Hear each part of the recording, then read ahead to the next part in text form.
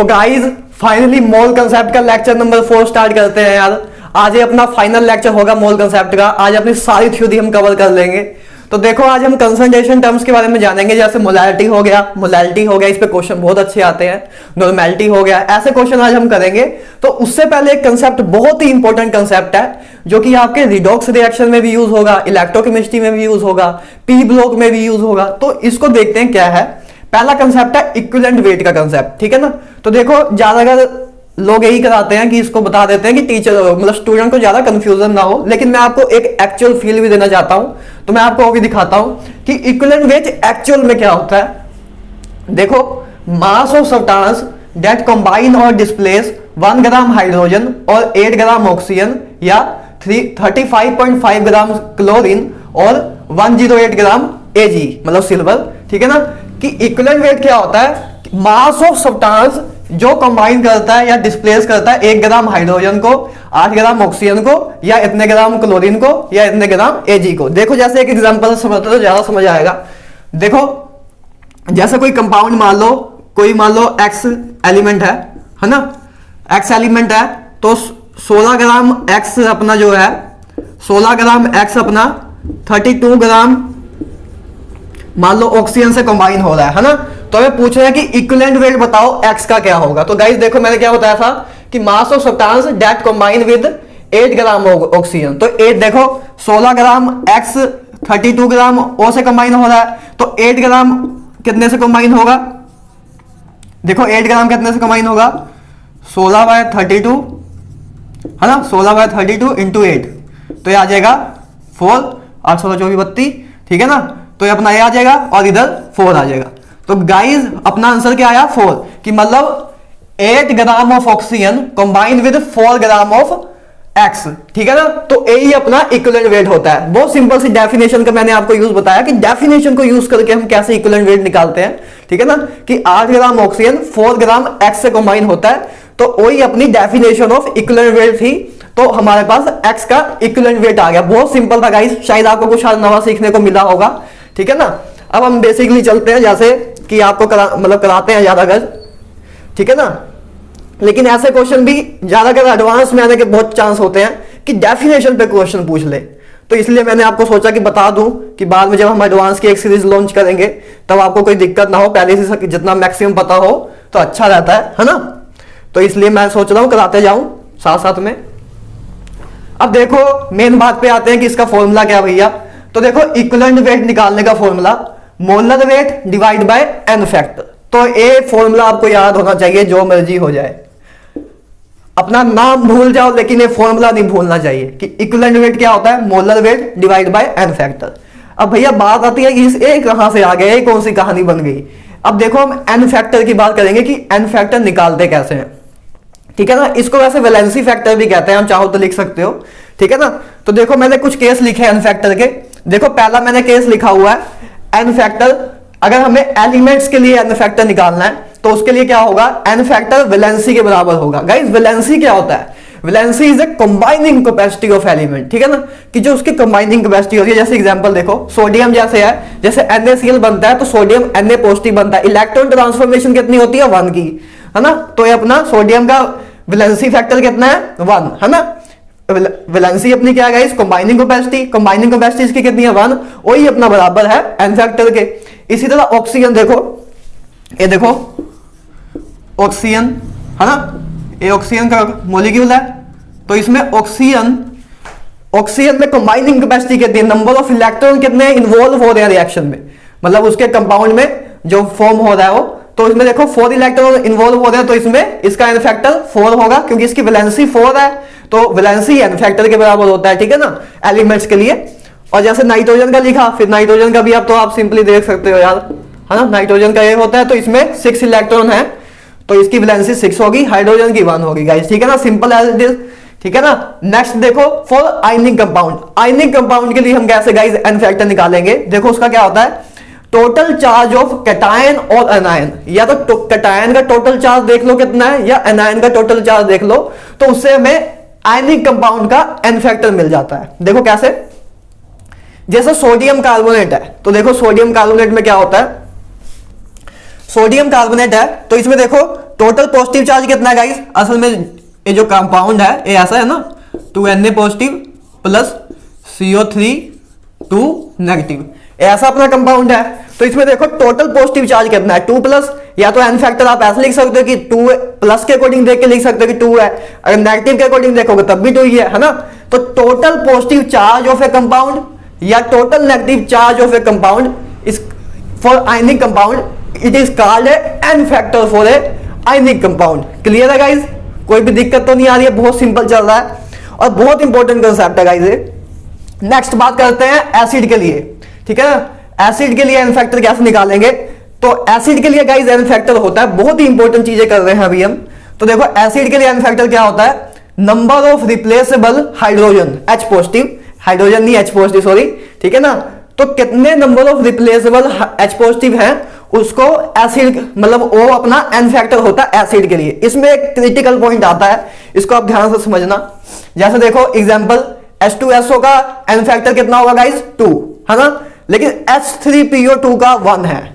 तो देखो ऐसे नहीं कि बस हमने हाइड्रोजन गिन लिए काम हो गया, मैंने क्या लिखा रिप्लेसेबल, रिप्लेसेबल वर्ड बहुत ज्यादा इंपॉर्टेंट है।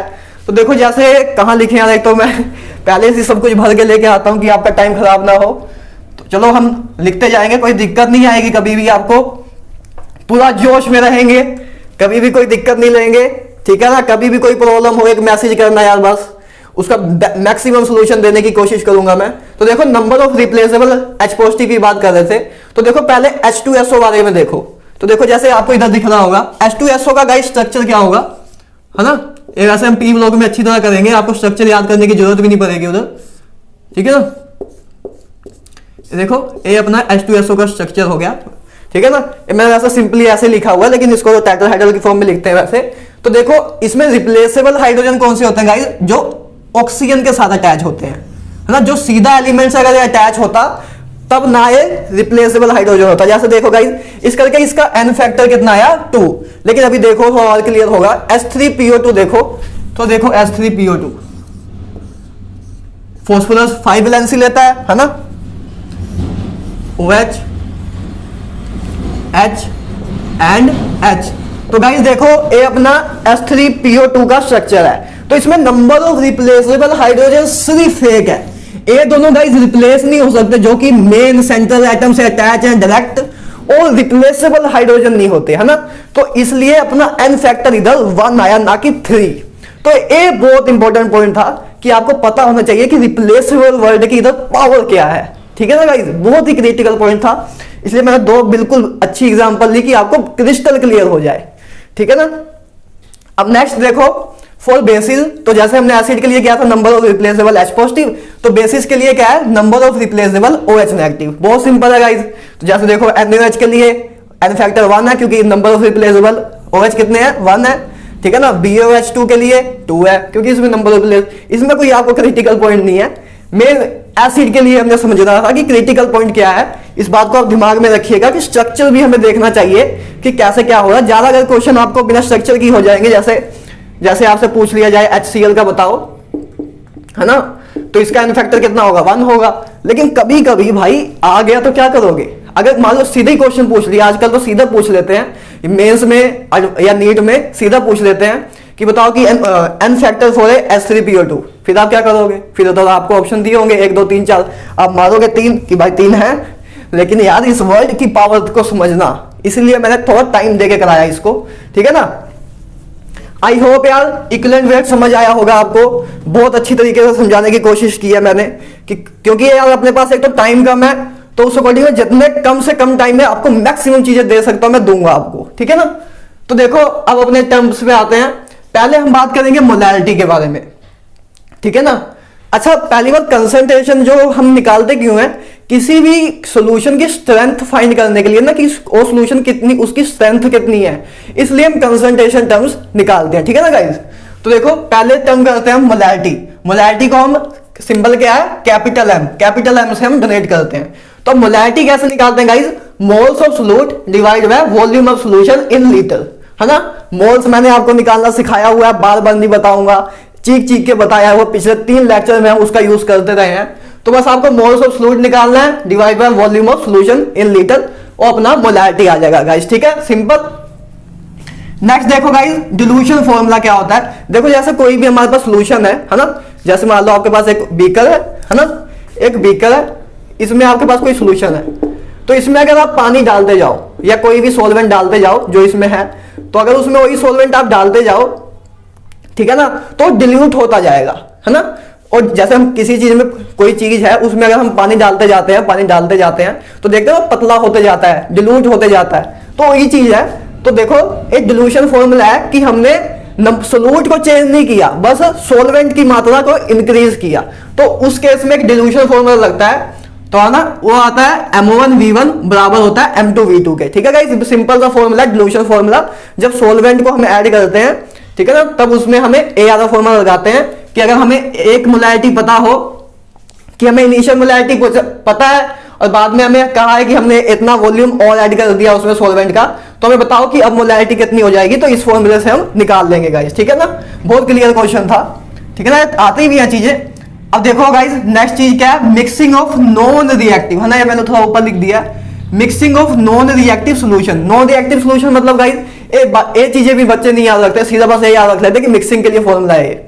नहीं गाइस, देखो मिक्स नॉन रिएक्टिव का मतलब कि जब जैसे देखो एसिड के साथ मिलता है ना, तो ज्यादा रिएक्ट नहीं करते, लेकिन जब एसिड बेस के साथ मिलता है तो रिएक्शन हो जाती है अच्छी तरह। ठीक है ना, तो नॉन रिएक्टिव सॉल्यूशंस क्या होते हैं, solutions, mixing of non reactive solutions.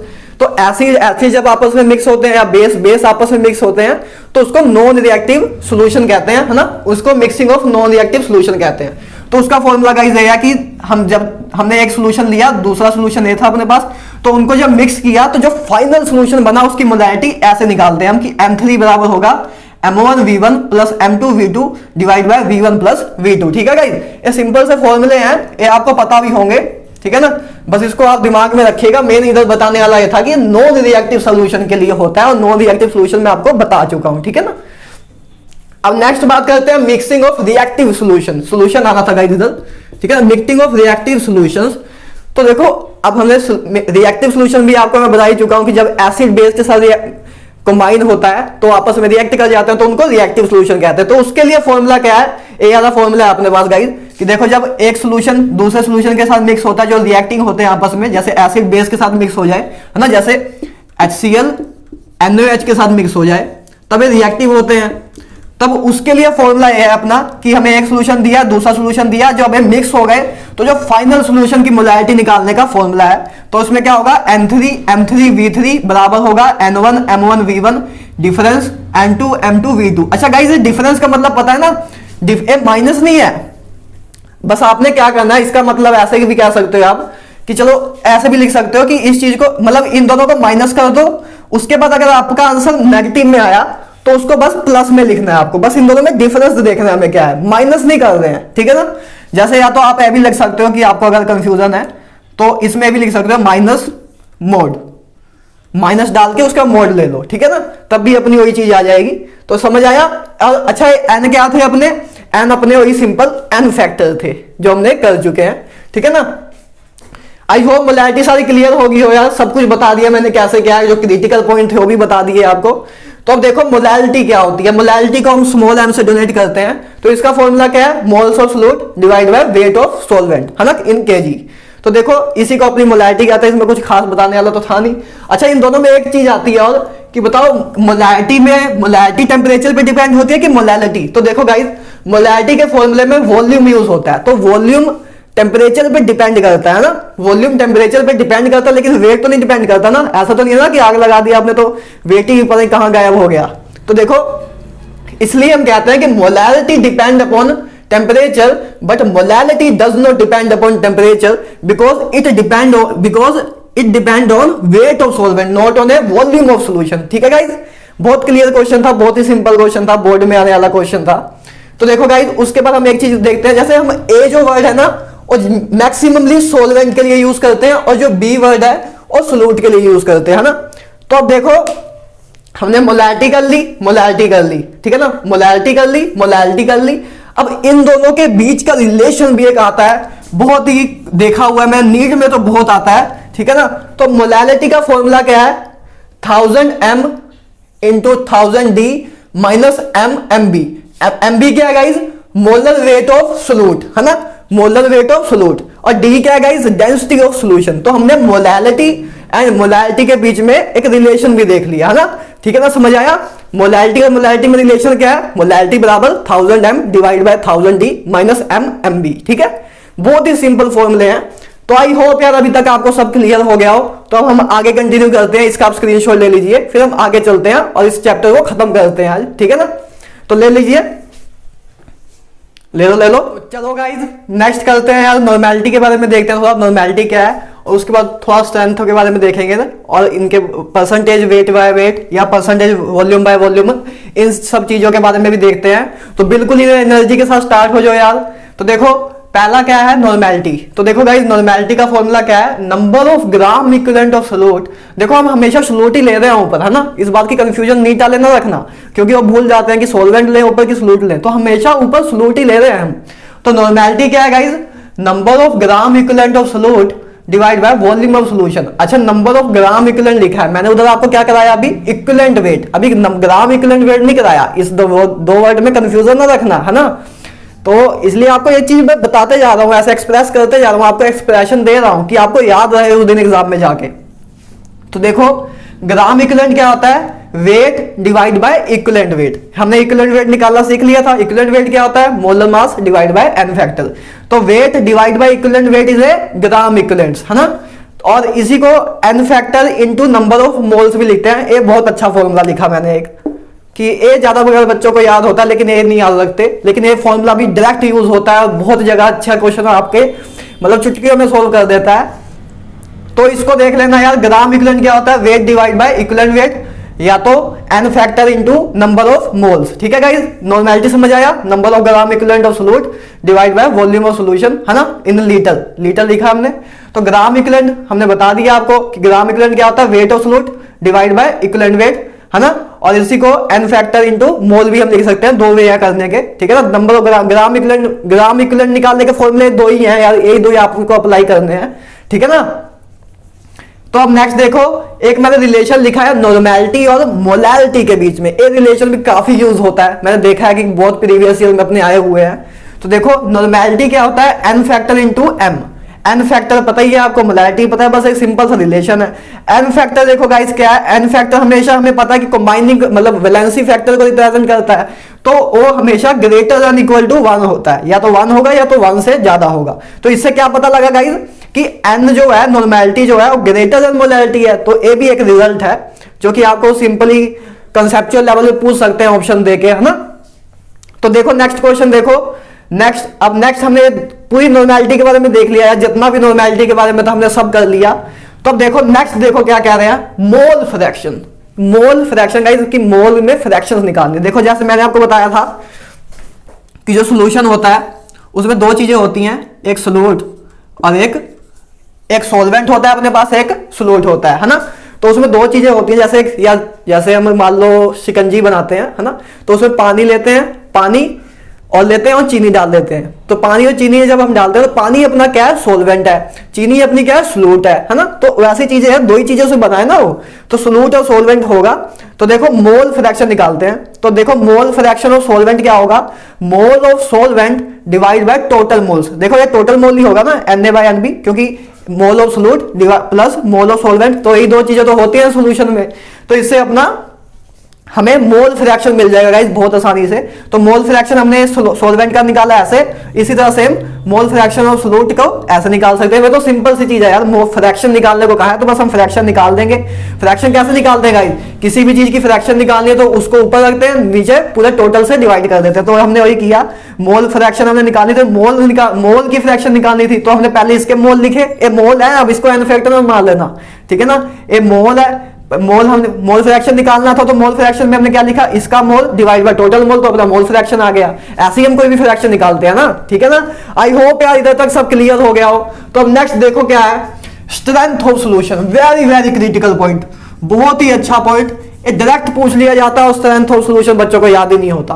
कभी कभी तो ऐसा दिया भी होता है क्लियरली कि इन ग्राम पर लीटर, है ना, तो इन ग्राम पर लीटर स्ट्रेंथ ऑफ सॉल्यूशन पूछा जाता है। इसका फॉर्मूला बहुत ही कम लोग याद रखते हैं, तो इसको आपको आज से याद रखना है। आप बताना कमेंट सेक्शन में आपको याद था कि नहीं था, ठीक है ना, कि स्ट्रेंथ ऑफ सॉल्यूशन कैसे निकालते हैं। तो देखो उसका फॉर्मूला क्या है, mass of solute divide by volume of solution.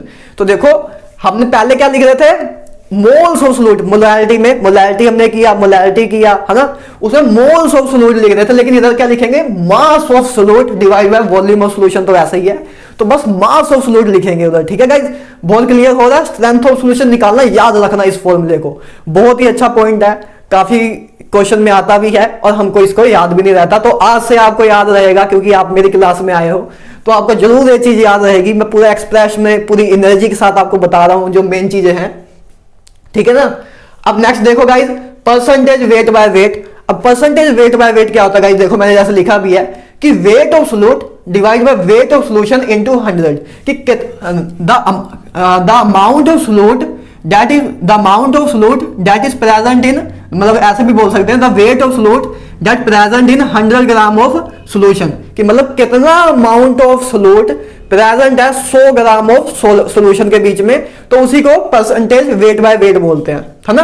कि मतलब जैसे देखो 100 ग्राम अपने, मान लो 100 ग्राम का अपने पास सॉल्यूशन है पूरा, तो उसमें अगर हमें परसेंटेज वेट बाय वेट देखें तो अपने पास मान लो 9 ग्राम अपने पास मान लो 10 ग्राम सॉल्यूट है, तो अब क्या करेंगे, 10 ग्राम सॉल्यूट है, सॉल्यूशन कितना है 100 ग्राम, तो इंटू 100, है ना, तो अपने पास आ जाएगा 10%। या तो हमें ऐसा दिया भी हो सकता है कि परसेंटेज वेट बाय वेट दिया हुआ है हमें 10%, तो इसका मतलब 10% का मतलब क्या हुआ गाइस, कि 100% सॉल्यूशन में 10% अपने पास सॉल्यूट है वेट में, है ना। तो बहुत ही क्लियरली मैंने बहुत ही सिंपल बता दिया, अब तो इससे सिंपल क्या होगा। तो देखो इसी तरह परसेंटेज वॉल्यूम बाय वॉल्यूम भी निकाल सकते हैं, बस वेट की जगह volume of solute divide by volume of solution into 100।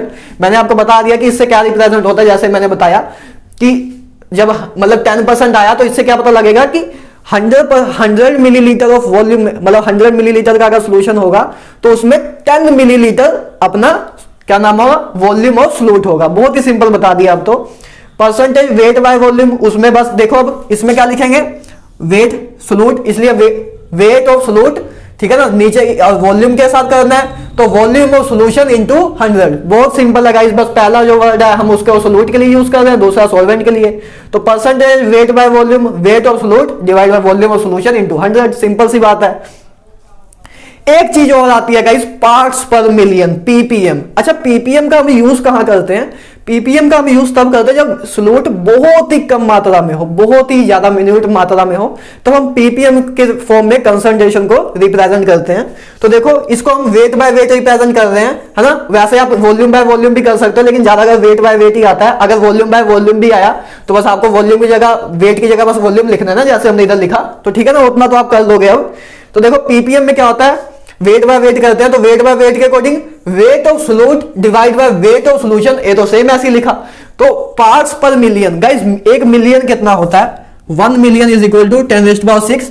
तो बस इधर हम 100 लिख रहे थे क्योंकि हम परसेंटेज निकाल रहे थे, बस इधर हम 10⁻6 लिखेंगे, तो उसी को पार्ट्स पर मिलियन कह देते हैं। ठीक है गाइस, क्लियर है, आई होप सब क्लियर हो गया होगा। तो यार ये अपनी ओवरऑल थ्योरी थी। अब बस 2 छोटे से चीजें रह गई हैं, मतलब परसेंट फ्री SO3 इनोलियम एंड थोड़ा सा और रह गया वॉल्यूम स्ट्रेंथ ऑफ H2O2, बस उसको कवर करते हैं तो इस लेक्चर को खत्म करते हैं। तो आई होप यार अभी तक आप इंजॉय कर रहे होगे।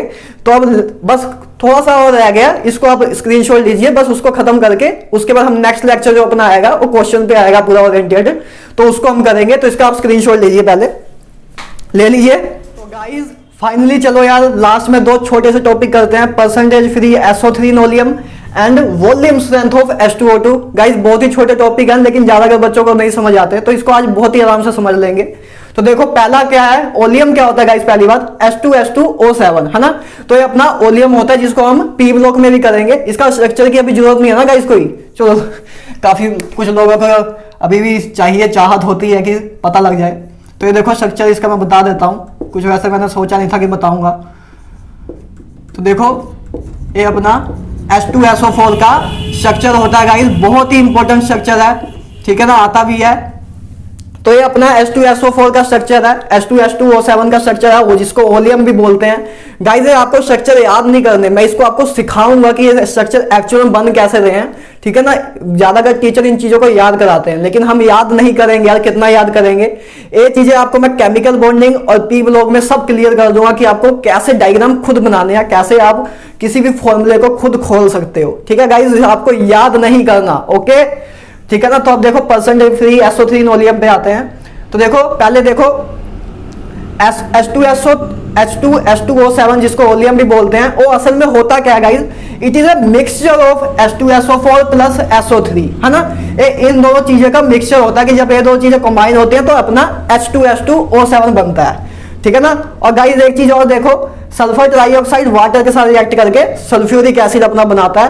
तो ये दो चीजें रिएक्शन है अपनी। अच्छा अब देखो पहले एक चीज और कर लेते हैं, फिर वापस इसमें आते हैं। तो देखो 109% H2SO4 का मतलब क्या हुआ गाइस, कि 100 ग्राम ओलियम में 100 ग्राम oleum is diluted with 9 gram of water. इस लेवलिंग को याद रखना गाइस, इसको क्या बोलते हैं, बहुत इंपॉर्टेंट लेवलिंग है कि 109% H2SO4 का मतलब क्या हुआ कि 100 ग्राम ओलियम को हमने डिल्यूट किया 9 ग्राम वाटर से। अच्छा अब देखो guys percentage free SO3 oleum का मतलब क्या हुआ। देखो जैसे अच्छा इसको हम ऐसे भी लिख सकते हैं ना कि H2SO4 क्या, H2H2O7 क्या होता है, mixture of H2SO4 plus water, है ना।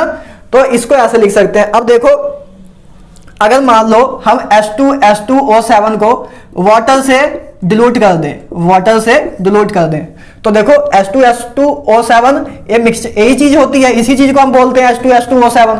तो अगर इसको हम पानी से डिल्यूट कर दें तो इसका जो SO3 है H2H2O7 का, वो वाटर से कंबाइन होने लग जाएगा। तो वाटर मतलब जितना देखो जैसे वाटर कंबाइन होगा तो वाटर कुछ SO3 के साथ कंबाइन हो जाएगा और कुछ SO3 अपना फ्री रह जाएगा। ठीक है ना गाइस, ये एक्चुअल लाइन है, बहुत इंपॉर्टेंट लाइन है। जैसे मैंने किया था ना इधर SO3 देखो H2O के साथ कंबाइन होकर H2SO4 बनाता है। इसको हम कॉन्टैक्ट प्रोसेस में भी करेंगे वैसे, ठीक है ना। तो इधर अपना अगर हम जैसे ओलियम को डिल्यूट कर देते हैं वाटर से, तो अपना कुछ SO3 कंबाइन होके H2SO4 बना देता है और कुछ SO3 अपना बच जाता है। तो जो बच जाता है उसी को हम बोलते हैं फ्री SO3 इन ओलियम। क्लियर है, इससे सिंपल अब कुछ नहीं हो सकता गाइस। इतना सिंपल मुझे मेरे टीचर ने खुद नहीं कराया था, ठीक है, जितना सिंपल मैंने आपको करा दिया। ठीक है ना, ये समझ आया। ठीक है ना, पहले मैंने इसीलिए आपको ये कराया, इसका थोड़ा डायग्राम दे दिया, वो ऐसे ही करा दिया। तो उसके बाद थोड़ा आपको डेफिनेशन बताई, फिर वापस हम इसमें आए कि आपको एक एनर्जेटिक चीज मिले। ठीक है ना। अब देखो लास्ट में परसेंटेज फ्री SO3 का एक फॉर्मूला है। अगर इसमें आपको हल्का फुल्का भी डाउट भी हो, वैसे कोई डाउट अब रहना नहीं चाहिए गाइस, बहुत ही सिंपल तरीके से मैंने समझाया। लेकिन आप ये फॉर्मूला भी याद रख लोगे तब भी आपके सारे क्वेश्चन सोल्व हो जाएंगे। देखो परसेंट फ्री SO3 का फॉर्मूला क्या है, 80/18 इंटू ग्राम ऑफ वाटर। ठीक है ना, बस ये फॉर्मूला है परसेंट फ्री SO3 का निकालने का। जैसे देखो क्वेश्चन देखो, हमें दिया हो 109% H2SO4 दिया है और मान लो आया क्वेश्चन आपके एग्जाम में कि फाइंड करो कि परसेंट फ्री SO3 फाइंड करो इस मिक्सचर में। तो देखो गाइस क्या होगा, 18/18 बस ग्राम ऑफ वाटर लिखना। तो ग्राम, इसको मैंने आपकी लेवलिंग बताई थी कि इसका मतलब क्या हुआ कि 100 ग्राम ओलियम है एंड 9 ग्राम वाटर है। तो ग्राम ऑफ वाटर कितना हुआ, 9 ग्राम। तो देखो परसेंट फ्री SO3 अपना कितना आ जाएगा, 18/18 इंटू 9 ग्राम, तो ये अपना आ जाएगा 2, तो अपना आ जाएगा 40। तो अपना 40% SO3 फ्री बैठा हुआ है ओलियम में। ठीक है गाइस, बहुत ही क्लियर क्वेश्चन था, बहुत ही सिंपल चीज मैंने कराई आपको। ज्यादा अगर बच्चों को समझ नहीं आती तो आई होप आज आपको समझ आ गई हो। तो नेक्स्ट देखो गाइस, नेक्स्ट बात करते हैं वॉल्यूम स्ट्रेंथ ऑफ H2O2 के बारे में। तो देखो guys volume strength of H2O2, जैसे गाइस एक H2O2 की कोई बोतल होती है, सोल्यूशन होता है, तो उसमें लिखा होता है X वॉल्यूम। तो उसका मतलब क्या होता है गाइस, X वॉल्यूम H2O2 का मतलब होता है कि 1 volume of H2O2 gives X volume of oxygen gas at NTP।